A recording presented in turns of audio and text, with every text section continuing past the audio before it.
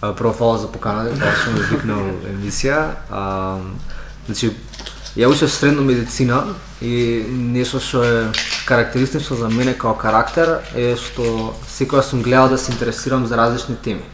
Ама завршив во средно, кој што беше многу така, затоа што си осуден да учиш дење ноќе за да стигнеш оценки, многу се затвараш во една тема и после некој време почнав да контам дека ми треба некој издувен вентил, почнам да одам по невладени, да се дружам со различни типови на луѓе и после известно време сватив... Секунда, што активности беше во невладените? Црвен крст одев доста, бев нешто заменик на клуб на млади, пробував да направам акции, некои такви ствари.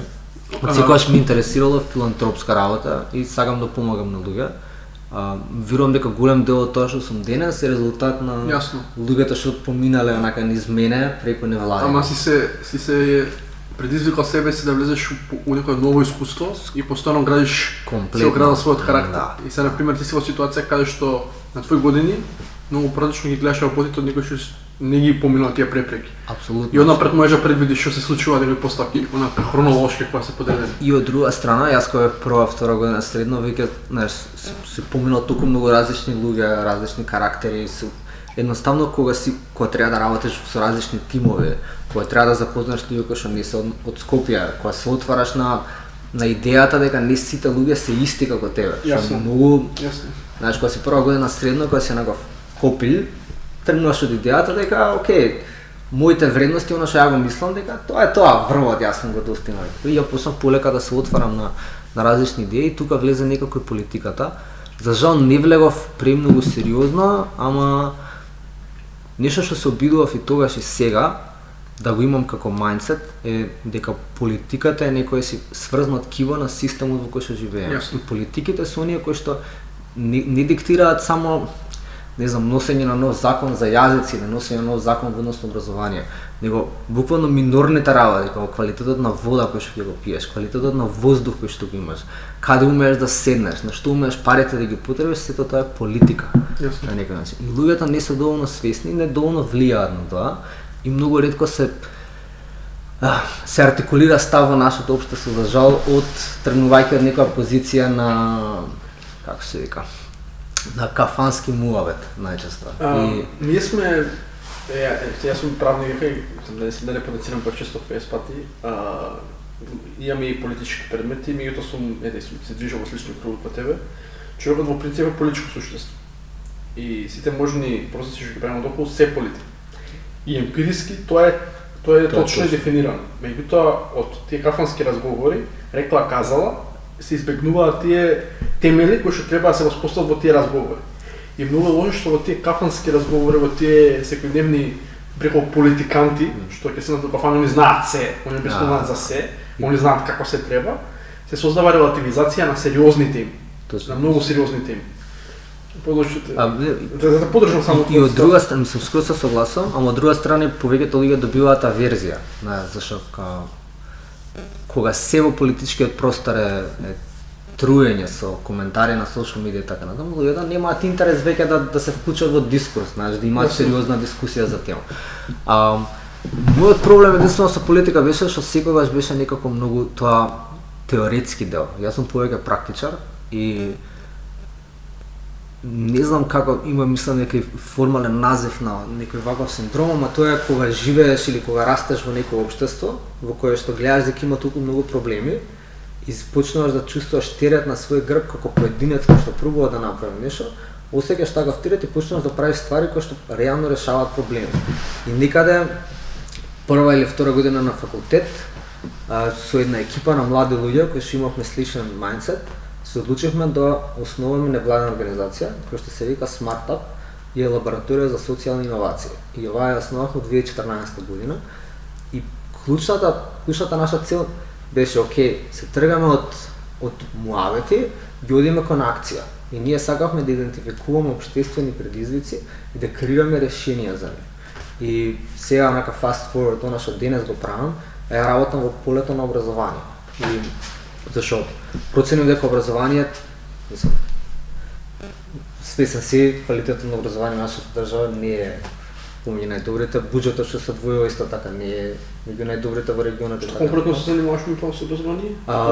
Да, за време на пандемијата, заедно со УНИЦЕФ, Министерството за образование, Министерството труд и социјална политика и бюрото, го предводев и се уште го менаџирам проектот кој што се вика Едуино. Едуино е колективен портал на кој што придонесуваат наставници, воспитувачи, родители од целата држава. Значи имаме над 20.000 членови кои што секојдневно продуцираат и праќаат материјали. Клучната работа која што ние имаме е се обидуваме преку заедницата која што креира и поднесува ресурси да помогнеме во рапидно подобрување на образованието преку отворени и достапни ресурси.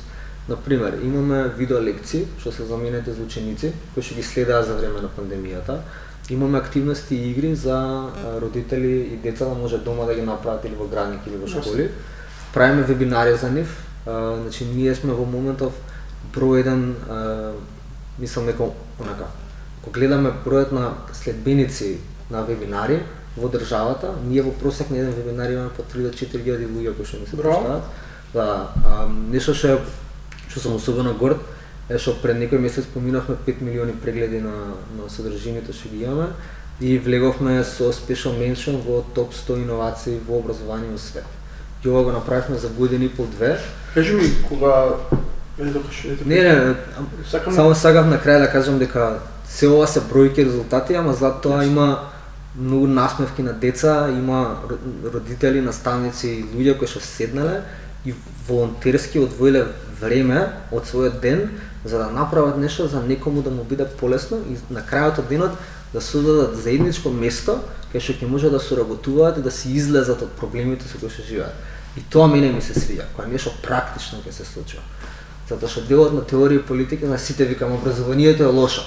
Ама што правиш ти за да го подобриш? Секад ги прашувам тоа луѓе. И ја тргнав кај себе си од тоа прашање и реков ќе седнам и ќе посветам добар дел од моето време за да направам некакво подобрување, затоа што ако сакаме следните генерации на ученици и на родители да бидат подобри, мора да инвестираме значително време во тоа.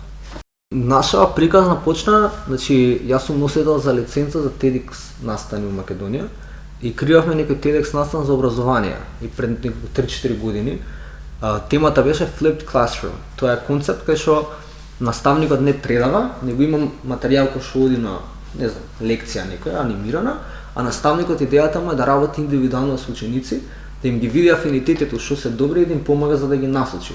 И е многу кул концепт за Дали се дојдов на екипава за дигитално образование царство? Не сум. Тоа се посебен тим на луѓе.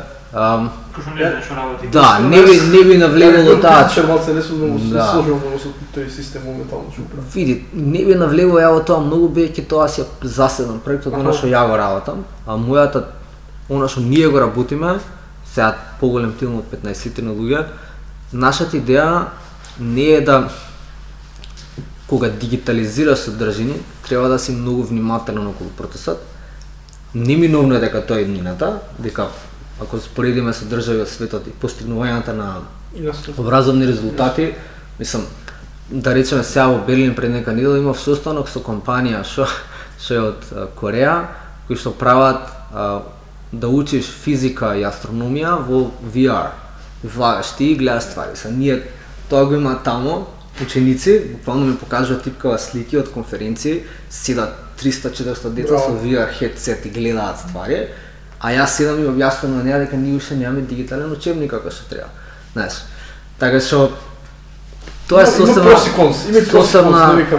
види, да, ама технологијата многу често во нашето општество, поготоа технологијата не се гледа како алатка, него се гледа како замена.